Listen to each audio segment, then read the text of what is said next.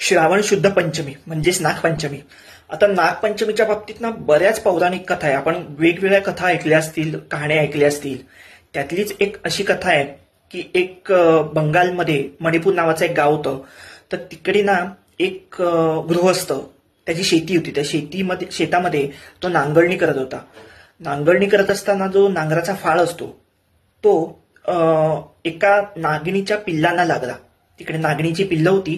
त्या नागिणीच्या पिल्लांना इजा झाली आणि त्यातून ती जी नागिणीची पिल्लं होती ती दगावली, मेली. याचा राग त्या नागिणीला खूप आला की आपली पिल्लं ह्या माणसामुळे मेली आहेत. म्हणून नागिणीने काय केलं, रात्री जाऊन तो जो गृहस्थ होता, ती जी व्यक्ती होती, त्या व्यक्तीतल्या सगळ्या माणसांना तिने दंश केला आणि ती सगळी माणसं मेली, मरून गेली. त्या गृहस्थाला ना एक मुलगी होती, तिचं लग्न झालं होतं, ती तिच्या सासरी होती. ही नागिण त्या मुलीच्या गावी सुद्धा गेली आणि तिच्या दरवाज्यात पोचताच बघितलं तर ती जी मुलगी होती तिने पाटावर सुंदर अशी नागाची रांगोळी काढली होती. सुंदर ती नागाची, सापाची अशी पूजा करत होती. हे सगळं बघून ती नागिण खूप भारावून गेली. तर त्या नागिणीने त्या मुलीला घडलेली सगळी कहाणी सांगितली की असं असं झालं आणि तुझ्या घरातल्या सगळ्यांना मी मारून टाकलं, मी दंश केलाय. हे ऐकून त्या मुलीला खूप त्रास झाला. तिने सांगितलं की असं करू नकोस, माझ्या घरातल्या माणसांना पुन्हा जिवंत कर. आणि इकडे आपली नागाची किंवा सापाची पाटावरची पूजा मांडली होती ते बघून सुद्धा नागिण खूप खुश झाली. तिला असं समजलं की मी हिच्या घरच्यांना मारलंय नक्कीच, पण ह्या मुलीला कसं मारू, कारण ही तर माझी पूजा करते. मग काय झालं, शेवटी त्या नागिणीने त्या मुलीला अमृत दिलं. त्या मुलीने ते अमृत नेऊन आपल्या घरच्यांना पाजलं. ती सगळी माणसं जिवंत झाली. म्हणून ह्या दिवशीपासून सापाची पूजा केली जाते. म्हणून ह्या दिवशी असं म्हटलं जातं की जमीन खणायची नाही, नांगरणी करायची नाही, भाजायचं काही नाही, तळायचं काही नाही, जमिनीतून एखादी गोष्ट उकरून काढायची नाही. कारण त्या दिवशी ही जी गोष्ट घडली होती, ही जी कहाणी घडली आपण ऐकली, तर त्या दिवशीपासून ही कथा प्रचलित झाली असावी असा समज आहे. त्याच्यानंतर ह्या दिवशी ना प्रत्येक पद्धती वेगळ्या आहेत. म्हणजे आपण शहर बदललं, गाव बदललं, जिल्हा बदलला, राज्य बदललं, तसं प्रत्येकाची पद्धती वेगळ्या आहेत. काही जण काय करतात की भिंत असते, भिंतीवर नागाची चित्र काढली जातात, त्याची पूजा केली जाते. काही जर पाटावर नागाची चित्र काढतात, सापाची चित्र काढतात, त्याची पूजा केली जाते. काही जण हळदीची पानं असतात, त्याच्यावर नागाची नक्षी काढली जाते, नागाची आकृती काढली जाते, त्याची पूजा केली जाते. प्रत्येकाची पद्धती वेगळी आहेत, पण सगळ्यांची भावना एकच आहे, नागाच्या प्रती, सापाच्या प्रती. त्याच्यानंतर ह्या दिवशी पातोळ्या केल्या जातात, पुरणाचे दिंडे केले जातात, वेगवेगळ्या पद्धती आहेत. ह्याचा नैवेद्य नागाला किंवा सापाला दाखवला जातो. शक्यतो जिवंत सापाची पूजा करणं बंदी आहे, पण आपण दगडी जे साप असतात, सापाच्या मूर्ती असतात, त्याची पूजा केली जाते. आता सापाबद्दल एक सांगायचं तर मी स्वतः सर्पमित्र आहे. मी गेली 25 वर्ष सर्पमित्र म्हणून काम करतोय. कोणाच्या घरात साप आला, कोणाच्या सोसायटीमध्ये साप आला, कोणाच्या आवारात साप आला तर लोक आम्हाला फोन करतात. मग आम्ही त्या ठिकाणी जाऊन तो साप पकडतो आणि त्याचं जे घर आहे, जंगल, या जंगलात सुरक्षित जंगल सोडून देतो. आता बरेच जंगल नष्ट होत आहेत. आपण सिमेंटचं जंगल असं केलंय की आपण त्यांच्या घरात घुसलोय. त्याच्यामुळे साहजिकतेच त्यांना राहायला घर नाहीये, त्यामुळे ते आपल्या वस्तीत, आपल्या घरात, आपल्या आजूबाजूच्या ठिकाणी, आपल्या आवारात येत असतात. त्याच्यामुळे शक्यतो सापाला मारायचं नाही. तुम्हाला जर साप दिसला तर तुमच्या एरियात जो कोणी सर्पमित्र असेल त्याला फोन करा, तो साप पकडेल आणि त्याला सुरक्षित जंगलात सोडून देईल. महाराष्ट्रात ना एकूण सापाच्या 278 जाती आहेत, पण त्या 278 पैकी सुद्धा आता बऱ्याच जाती या नष्ट होत चालल्या आहेत. कारण जंगल तोड होते, जंगल नष्ट होत चालले आहेत. त्याच्यामुळे 278 पैकी बऱ्याच जाती या नष्ट झालेल्या आहेत, नष्ट होण्याच्या मार्गावर आहेत. या 278 पैकी फक्त 5 जाती अशा आहेत की ज्या विषारी आहेत. 278 पैकी फक्त 5 जाती ह्या विषारी आहेत, बाकी सगळे साप हे बिनविषारी आहेत. त्यामुळे सापाला घाबरून जाण्याची गरज नाहीये. आता हे विषारी साप कुठले आहेत तर पहिला आहे तो ज्याला म्हटलं जातं मण्यार. आशियातला नंबर 1 विषारी साप आहे हा मण्यार. याला इंग्लिशमध्ये क्रेट म्हणतात. याला ओळखायची सोपी पद्धत म्हणजे हा थोडासा काळ्या रंगाचा असतो. ह्याच्या अंगावर ना पांढरे पट्टे असतात आणि हे मानेकडे फिकट होत जातात आणि शेपटीकडे डार्क होत जातात. जर तुम्ही नीट निरीक्षण केलं, नेटवर वगैरे तुम्ही फोटो बघितलात तर नीट बघा याला ओळखायची साधी सोपी पद्धत आहे की मानेकडे फिकट होत जातात आणि शेपटीकडे हे पांढरे चट्टे, पांढरे डाग डार्क होत जातात. हा थोडासा लाजाळू साप आहे. विषारी जरी असला तरी कुठलाही साप म्हणा, कुठलाही जनावर ना स्वतःहून माणसाला दंश करायला जात नाही. त्याला जेव्हा वाटेल की समोरच्या व्यक्तीकडनं, समोरच्या माणसाकडनं मला धोका आहे, तेव्हाच तो आपलं हत्यार उपसतो. त्याच्यामुळे हा साप थोडासा लाजाळू आहे आणि हा शक्यतो रात्रीच्या वेळी निघतो. आपलं भक्ष्याच्या शोधात रात्रीच्या वेळी निघतो. त्याच्यामुळे ज्यांची शेती असेल किंवा कोकणच्या ठिकाणी वगैरे बघा, लोक रात्री बाहेर झोपतात. शेती वगैरे असेल त्या ठिकाणी लोक बाहेर झोपतात. बऱ्याच आपण ऐकतो की ह्याला साप चावला आणि तो दगावला आणि त्याला समजलंही नाही त्याला साप चावला. ते याचं कारण असं असतं की हा जो मण्यार साप आहे ना, याचे जे दात असतात खूप बारीक असतात. म्हणजे आपण सुई बघतो, सुईचं टोक केवढं बारीक असतं, एवढं बारीक टोक असतं. त्यामुळे हा जेव्हा बाईट करतो, हा जेव्हा चावतो, तेव्हा आपल्याला समजतही नाही की आपल्याला साप चावलाय. म्हणून असं म्हटलं जातं की हा साप समजा दिवसा चावला तर माणूस रात्र बघत नाही, किंवा हा साप समजा रात्री चावला तर दिवसा बघत नाही, असं ह्याच्याबद्दल एक थोडासा समज आहे. दुसरा साप आहे की त्याला म्हटलं जातं फुरसं. कोकणच्या लोकांना माहित असेल बघा, फुरसं म्हटलं जातं, फुरशा म्हटलं जातं, वेगवेगळी नावं आहेत त्याला. इंग्लिशमध्ये म्हणतात सॉस्केड वायपर. आता हा साप ओळखायची पद्धत म्हणजे हा थोडासा तपकिरी रंगाचा असतो, डोकं थोडंसं त्रिकोणी असतं. ओळखायची सोपी पद्धत म्हणजे ह्याच्या डोक्यावर बाण कसा असतो, बाण किंवा त्रिकोण कसा असतो, तर असा थोडासा व्ही असतो बघा ह्याच्या डोक्याकडे. ओळखायची सोपी पद्धत आहे. आता हा साप काय करतो, जेव्हा याला वाटतं की समोरच्या व्यक्तीकडनं मला धोका आहे, समोरच्या माणसाकडनं मला धोका आहे, तेव्हा हा आपलं अंग आहे ना थोडंसं वेटोळं मारून घेतो आणि आपले जे खवले असतात ते एकमेकांवर घासतो. आणि त्याचा आवाज कसा येतो, सुतार आपण बघितलेला आहे. सुतार करवतीने जेव्हा लाकूड कापतो तेव्हा कसा आवाज येतो, तसा आवाज ह्या साप जेव्हा स्वतःचा अंग, स्वतःचे खवले एकमेकांवर घासतो ना, तसा आवाज येतो. त्याच्यामुळे याला सॉस्केड वायपर म्हटलं जातं इंग्लिशमध्ये. हा वायपर कॅटेगरीत येणारा साप आहे. त्याच्यानंतर तिसरा साप आहे तो आहे चापडा, ज्याला पिट वायपर म्हणतात. पिट म्हणजे खड्डा. हा साप शक्यतो झाडावर असतो.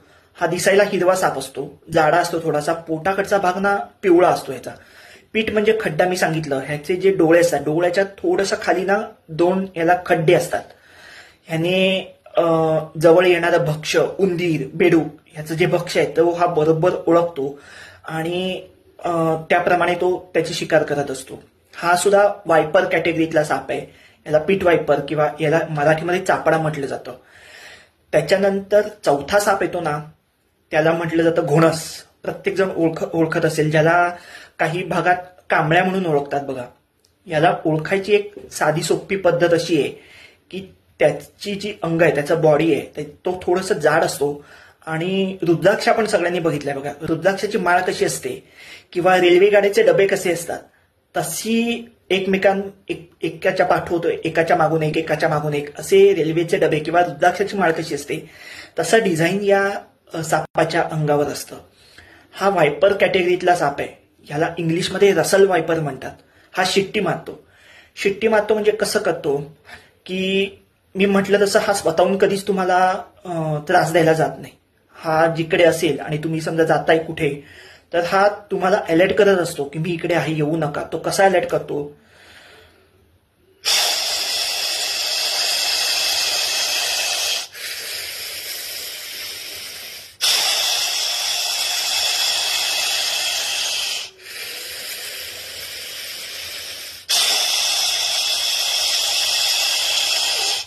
तुम्ही जेव्हा जंगलात जाल आणि तुम्हाला अशी शिट्टी जेव्हा ऐकू येईल, तेव्हा पुढे बघा, मागे बघा, डावीकडे बघा, उजवीकडे बघा आणि जिकडनं पळायला जागा मिळेल तिकडनं पळून जा. कारण जंगलामध्ये कोणी कुकरची शिट्टी लावत नाही किंवा कोणी कुकर लावत नाही. त्याच्यामुळे समजून जा की इकडे घोणस बसलाय, तो आपल्याला अलर्ट करतोय, तो आपल्याला सांगतोय की इकडे मी बसलोय, माझ्या जवळ येऊ नका. कारण कुठलाही जीव आधी स्वतः घाबरत असतो. आपण सापाला घाबरतो हे बरोबर आहे, पण कुठलाही जीव सुद्धा आधी स्वतःला घाबरत असतो, स्वतःच्या जीवाला जपत असतो. त्याच्यामुळे घोणसाचं सुद्धा असंच आहे की तो आधी शिट्टी मारतो.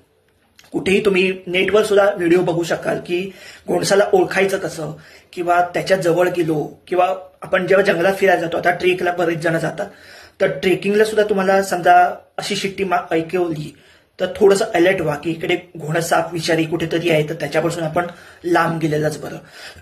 त्याच्यानंतर 5वा साप येतो, तो आहे कोब्रा, नाग, स्पेक्टिकल कोब्रा. प्रत्येक जण ओळखतो. आता ह्या सापाची विशेषता कशी आहे माहितीये का? हा साप जेव्हा चालतो आणि जेव्हा त्याला वाटतं की समोरच्या व्यक्तीकडनं मला धोका आहे, काहीतरी समोरच्या एखादं जनावर आलं असेल, मला काहीतरी धोका आहे, तेव्हा पटकन हा नाग फणा काढतो. आणि फणा काढला की ओळखून जायचं की हा नाग आहे. याला स्पेक्टिकल कोब्रा म्हटलं जातं. पुढे 2 डोळे असतात त्याचे आणि पाठीमागचा भाग असतो ना, तो मोडी लिपीमध्ये यू कसा असतो किंवा इंग्लिशमध्ये यू कसा असतो तसा यू असतो. आता निसर्गाची देणगी किंवा निसर्गाची किमया कशी आहे बघा. हा मुद्दाम यू असा ह्या कारणासाठी असतो की जेव्हा पाठीमागून एखादा शिकारी येतो ह्याची शिकार करण्यासाठी, एखादं जनावर येतं याची शिकार करण्यासाठी, तेव्हा त्याला वाटतं की अरे बापरे, हे याचे 2 मोठमोठाले डोळे आहेत आणि तो आपल्याकडे रागाने बघतोय, असं वाटून तो जो जे काही जनावर आलेलं असेल, जे कोण शिकारी असेल त्याचं जे भक्ष्य पकडण्यासाठी, ते पळून जातं. त्याच्यामुळे ही निसर्गाची किमया आहे. खरं त्याचे डोळे हे पुढे असतात.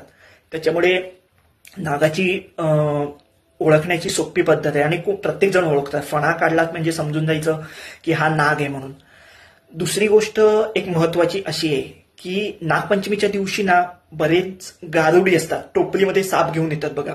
तुमच्याही आजूबाजूला आली असतील, पण आमच्यासारखे सर्पमित्र शाळा कॉलेजमध्ये मुद्दाम जाऊन आम्ही जनजागृती करतो की लहान मुलं म्हणा किंवा कॉलेजची मुलं असतात त्यांना सापाविषयी माहिती देतो की जेणेकरून कोणी साप मारू नये.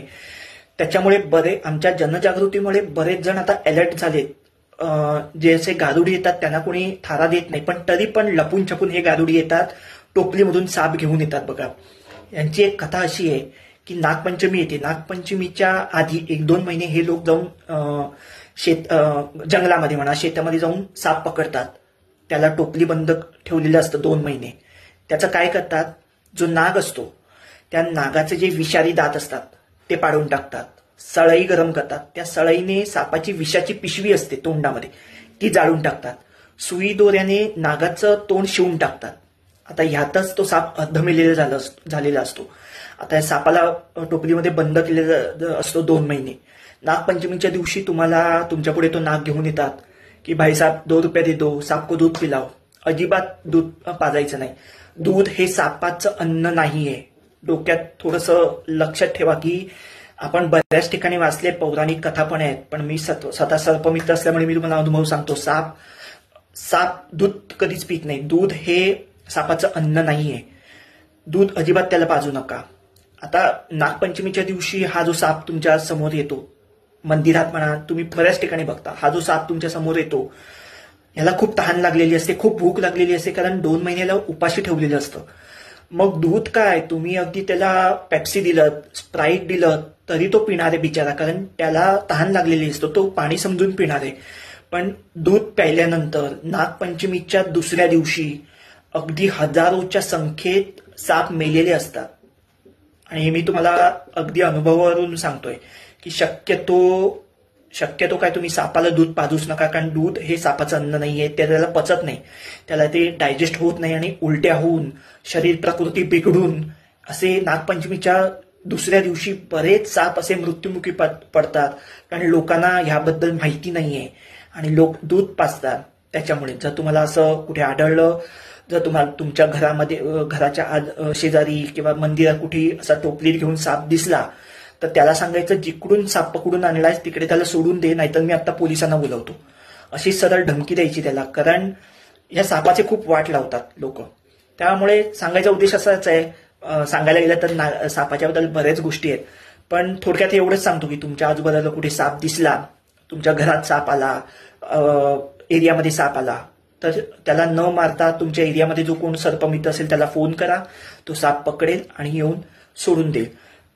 शक्यतो सापाला मारू नका. जर तुम्हाला कोणी सर्पमित्र नसेलच जवळ येणार, म्हणजे साप पकडणारा कोणीच नसेल, तर आपल्या एरियामध्ये बघा असे धारिष्ट धीट लोक भरपूर असतात बघा, तर त्यांना सांगायचं मोठी काठी घे, मोठा बांबू घे आणि त्याने तो साप उचल आणि जिकडे जंगल असेल किंवा जो काय तुमचा झाडांचा एरिया असेल तिकडे सोडून दे, तो जाईल त्याच्या वाटेने. तो वाट चुकून आलेला असतो, तो भक्ष्याच्या शोधात आलेला असतो. सापाचं दूध हे अन्न नाहीये. सापाचं अन्न काय आहे, तर साप हा पालीला खातो. साप हा बेडकाला खातो, साप हा सळल्याला खातो, एक साप दुसऱ्या सापाला खातो, पण साप कधीच दूध पित नाही. त्यामुळे कृपा करून सापाला दूध पाजू नका. अजून एक शेवटची गोष्ट अशी, आपल्याला उंदीर माहितीये, उंदराची एक जोडी म्हणजे एक मेल आणि फिमेल ही एका वर्षाला साधारण 350 पिल्लांना जन्म देते. एका जोडीचं सांगतोय मी, एक जोडी साधारण 350 पिल्लांना जन्म देते. म्हणजे 350 पिल्ल एका वर्षात, 2 वर्षात किती होतील, 3 वर्षात किती होतील, 4 वर्षात किती होतील, तुम्हीच हिशोब काढा, तुम्हीच विचार करा की आपल्याला उंदीर जगवायचे का सापांना मारण्यापासून वाचवायचंय. कारण साप असा एकच प्राणी आहे जो उंदराच्या बिळात घुसून उंदराला मारतो. बाकी उंदरासाठी तुम्ही किती औषधं घाला, विष घाला, त्यांची प्रजनन चालूच असतं. त्याच्यामुळे जेवढे उंदीर मरतील ना तेवढे त्यांचं उत्पादन म्हणा किंवा त्यांचं प्रजनन चालूच असतं. त्यामुळे साप एकच असा प्राणी आहे जो उंदराच्या बिळात जाऊन त्याला मारून टाकतो. त्याच्यामुळे साप वाचवले पाहिजे. शेवटी असं सांगेन, सर्प वाचवा, निसर्ग वाचवा. धन्यवाद.